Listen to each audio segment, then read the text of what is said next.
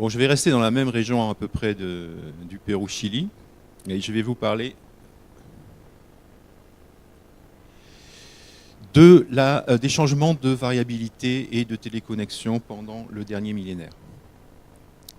Donc le dernier millénaire, comme vous le savez, se caractérise par des forçages volcaniques ici, notamment autour de 1200, autour de 1800, et une variation du forçage solaire moins intense mais plus continue. Et donc cela nous amène à, comme vous le savez parfaitement, l'existence d'une période froide, qui est le petit âge de la glace, dans l'hémisphère nord, hein, et d'une période plus chaude, ici, qui est l'anomalie climatique médiévale. Si on va vers les tropiques, qu'est-ce que je fais ? Si on va vers les tropiques, non, pardon, excusez-moi. Donc, si on regarde ce qui se passe du point de vue de la variabilité climatique, ici on a la publication de Mann qui montre les changements. Donc ici, on a à nouveau les variations de température moyenne de l'hémisphère nord.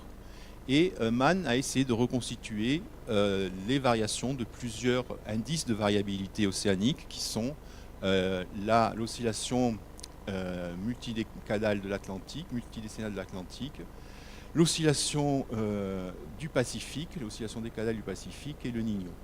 Et on voit que pendant ces deux phases du LIA et de l'anomalie climatique médiévale, on a des changements de ces variabilités climatiques qui ont des influences globales. Et on va retrouver cela sous les tropiques. Donc on a ici la courbe de la carotte de glace de Quelcaya, où on voit que le petit âge de la glace est marqué par une période plus humide, marquée ici par des deltas O18 négatifs, et que l'on peut comparer avec la célèbre courbe du bassin de Cariaco. Donc ici, c'est le pourcentage de titane qui représente les apports des fleuves côtiers du Venezuela. Au Venezuela, dans le nord de l'Amérique du Sud en général, il pleut de juin à août. C'est quand l'ITCZ est dans la zone de convergence intertropicale, l'ITCZ est dans sa position la plus au nord. C'est pour ça aussi que le débit de l'Orinoque est le plus important de août à septembre. Et donc, cette diminution du pourcentage de titane est interprétée comme une baisse des apports, comme une position, un climat plus sec et une position plus au sud de la zone de convergence intertropicale. Si l'on regarde maintenant ce qui se passe sur la côte du Pérou-Chili, il y a une chose que j'ai oublié de dire, c'est que c'est Luc Ortlieb qui est l'initiateur justement aussi de tous ces carottages sur la marge péruvienne. Et donc ici on a deux carottes, alors péruvienne et chilienne, parce qu'il a aussi travaillé près du désert d'Atacama, donc à Mejillones. Donc sur ces deux carottes, on voit qu'on a un changement ici à la fin du petit âge de la glace, avec une augmentation du N15, pardon, je vous parle espagnol maintenant, une augmentation de l'azote 15 qui est due à une intensification des upwellings. Donc on a une période du petit âge de la glace avec des upwellings qui sont plus modérés et une intensification de ces upwellings dans la période actuelle. Et si l'on compare ici avec ce qui se passe dans le Pacifique occidental, on voit qu'on a une augmentation des températures dans le Pacifique occidental et donc qu'on serait plutôt dans une situation de type La Niña comme c'est représenté sur ce dessin ici, avec des anomalies de température plus chaudes dans le Pacifique Est et plus froid dans le Pacifique plus chaud dans le Pacifique Ouest et plus froid dans le Pacifique Est. Si on regarde cette autre carotte de la marge péruvienne, donc qui est un peu plus longue, on retrouve à nouveau ici le petit âge de la glace, avec ici en rouge, on a l'exportation de carbone, donc qui est faible parce qu'on est dans une période où le pooling est faible. Puis au moment de l'anomalie climatique médiévale, le pooling est plus fort, on a plus d'exportation de carbone, on a plus d'exportation également de silice biogène. On a un sédiment qui est plus réducteur, ici l'indicateur c'est le rapport rhénium-molybdène.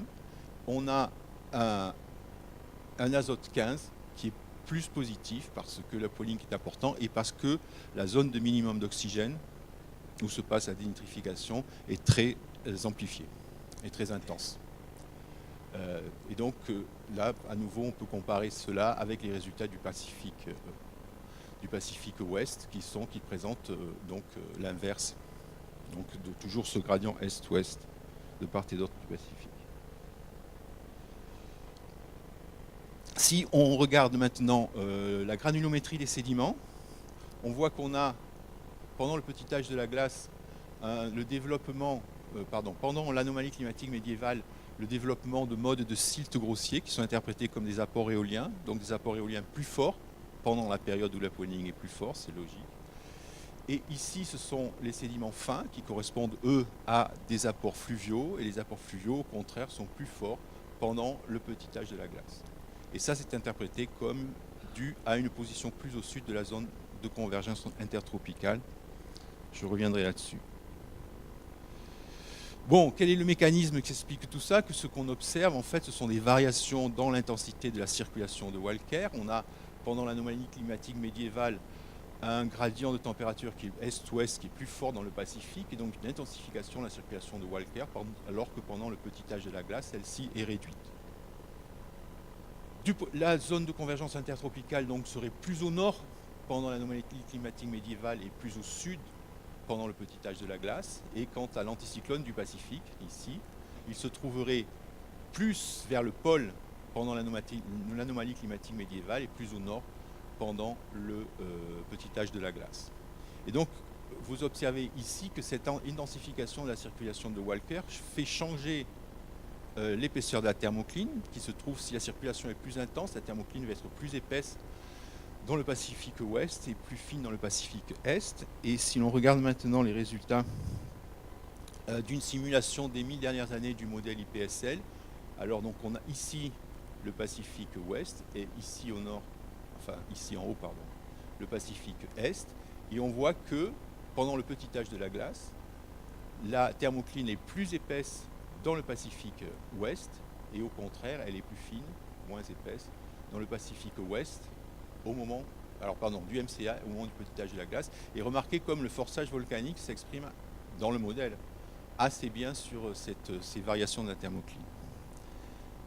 Alors maintenant, si on va regarder ce qui se passe de l'autre côté de l'Amérique, dans le nord-est du Brésil, ce qu'on constate, donc alors pour mémoire, voilà la courbe de Cariaco, on a le petit âge de la glace avec une ITCZ qui se trouve plus au sud et l'anomalie climatique médiévale avec l'ITCZ au nord. Et si on regarde ce lac, qui est le lac Boqueirão, ici, au nord-est du Brésil, on observe exactement le contraire. Le lac est bien développé pendant le petit âge de la glace, ce qui signifie que dans le nord-est du Brésil, pour que le lac soit bien développé, c'est-à-dire que l'ITCZ est au sud, alors que pendant l'anomalie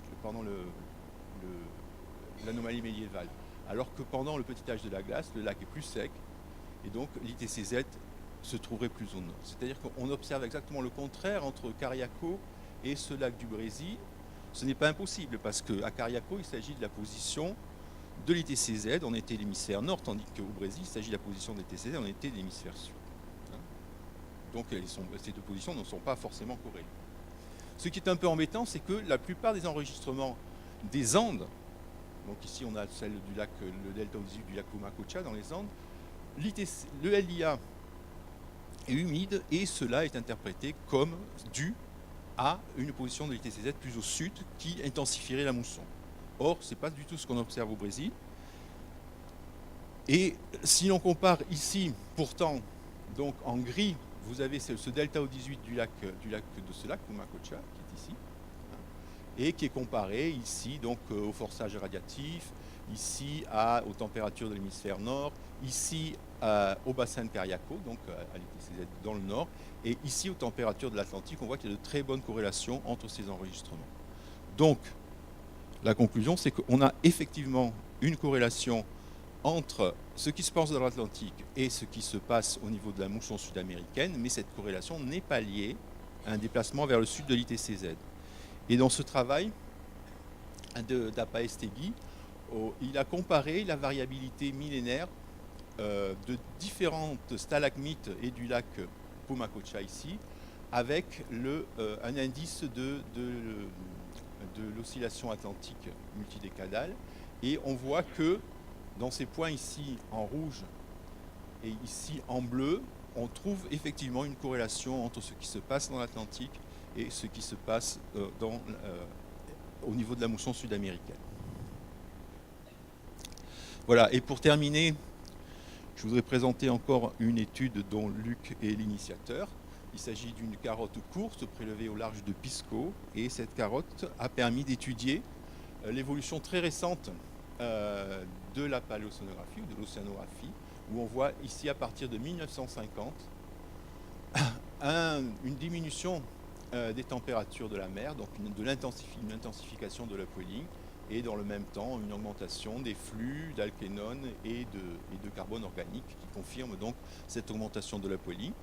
Donc ça, ce signal serait lié au réchauffement climatique actuel, mais pour l'instant il n'est pas vu dans les modèles climatiques. Voilà, je vous remercie.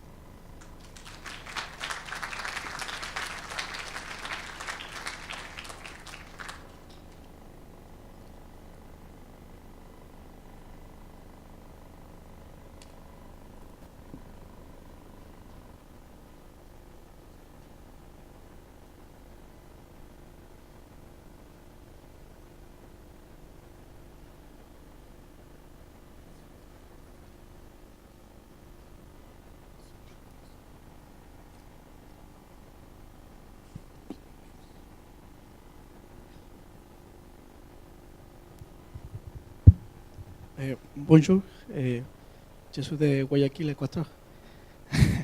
Une question, je n'ai pas compris bien, compris. Les carottes sont été prises. Non, les carottes, c'est des carottes de la marge. Elles sont prises entre 200 et 500 mètres de profondeur sur la marge péruvienne. Quand il s'agit des carottes péruviennes. C'est des carottes qui sont prises entre 200 et 400 mètres de profondeur, plutôt 400 mètres, entre Pisco et Lima.